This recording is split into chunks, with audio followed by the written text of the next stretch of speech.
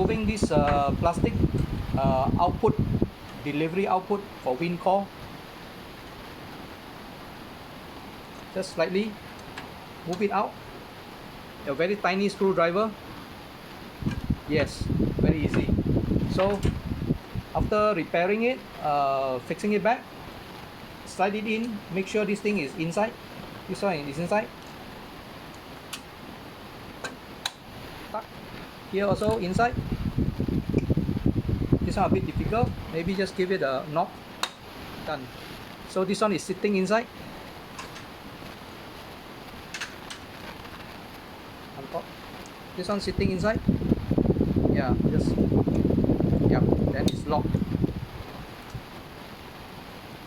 Yep, same for this.